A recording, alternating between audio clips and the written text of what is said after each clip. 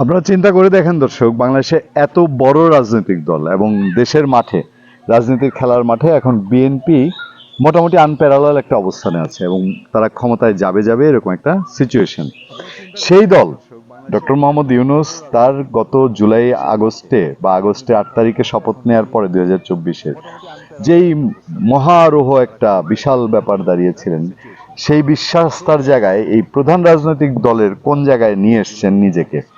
যদি বিএনপির এই বক্তব্যটাই শুনেন, বিএনপি যেটা বলছে প্রধান উপদেষ্টাকে, আমরা এখানে দ্বিতীয়বারের মতো আলোচনার শুভোদ্বোধনী অনুষ্ঠানে এসেছি, মানে ঐক্যমত্য কমিশনের মিটিং এ বিএনপি যেখানে কাছা দিয়ে গেছে ঐক্যমত্য সংস্কারের চেয়ে নির্বাচন নিয়ে কথা বলতে, সেখানে বিএনপি বলছে, বিএনপি স্থায়ী কমিটির সদস্য সালাউদ্দিন আহমেদ যেটা নেতৃত্ব দিয়েছেন তিনিই বলছেন এরপর পুনর্বার হবে কিনা জানি না। মানে ঐক্যমত্য কমিশনের মিটিং এ যে বিএনপি গেছে গতকালকে, আমি 3 মে 2025-এ কথা বলছি, তার আগের দিন যে গেছে, এটা আরেকবার হবে কিনা বিএনপি জানে না। না জানার যথেষ্ট কারণ আছে, কিন্তু সংস্কার কমিশনের যে গতি, সেই গতি নিয়ে আমরা মোটেও সন্তুষ্ট হতে পারিনি। ওটা লোকাল ট্রেনের মতো বলবো না, গরুর গাড়ির মতন স্পিডেই চলছে। কারণ এই সংস্কারের জন্য আমরাই প্রধান প্রবক্তা।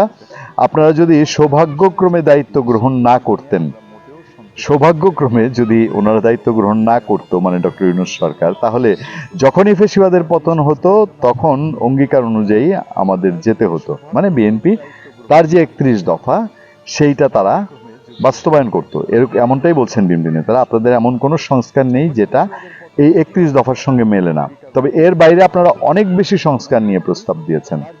সংস্কার যত বেশি হবে, সময় তত বেশি লাগবে, নির্বাচন তত পিছাবে। এটা বিএনপি বলছে না। যে সংস্কার প্রস্তাব নিয়ে আমরা 3 দিন অবিরত আলাপ করেছি, বিশেষ করে আমাদের দলের পক্ষ থেকে, তারা 3 দিন ধরেই বিএনপি খুঁটিনাটি খোলা মনেই গিয়েছিল বলা যায় অনেকটা। সাউদ্দিন আহমেদ আরো বলেন, বিএনপি এর আগে লিখিতভাবে জবাব দিয়েছে, ঐকমত্য কমিশনের সংক্ষিপ্ত ভার্সনের সঙ্গে তারা খুব একটা একমত হয়নি। মানে ঐকমত্য কমিশন যেটা দিয়েছে খুব একটা ঐকমত হয়নি।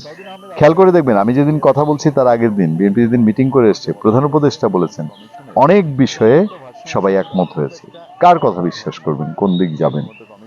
আচ্ছা, একমত হয়নি যেহেতু এখানে বিভ্রান্তির সৃষ্টি হয়েছিল, কিন্তু বিভ্রান্তির সৃষ্টি হয়েছিল কিছু, যেভাবে তারা জবাব দিয়েছে সেখান থেকে কম্পাইল করে জানানো যেত যে এগুলো একমত হওয়া গেছে বা অধিকাংশ একমত হয়েছে। তিনি বলেন, যাই হোক, সংস্কার নিয়ে বেশি কথা বলবো না, বললে রিয়াজ ভাই, মানে অধ্যাপক আলী রিয়াজ, যিনি সংস্কার কমিশনের দ্বিতীয় সেকেন্ড ম্যান, কষ্ট পাবেন। এবার সাউদ্দিন আহমেদ কয়েকটা কথা বলছেন, আমি এখানে প্রশংসা করতে আসিনি, আমরা এখানে আলোচনা করতে এসেছি। এখন আমাদের যে বিষয়গুলো বোঝাতে পারিনি অবিরত, সেটা কি আজকে বোঝাতে পারবো? মানে এতদিন সারা রাত রামায়ণ পড়ার পরও সরকার যখন বলে ডিসেম্বরে নির্বাচনের ভাব হবে, হবে না, জুলাই জুনে হবে আগামী বছর, তখন বিএনপি আর কি বুঝাবে? মনে হয় না একটি কারণও নেই ডিসেম্বরের পরে নির্বাচনের। আমরা কেন, কি উদ্দেশ্যে ডিসেম্বরের আগে নির্বাচন চাই, যৌক্তিকভাবে আমরা বহুবার উপস্থাপন করেছি। আমি আর বিশেষ নিউজ পড়তে গেলাম না।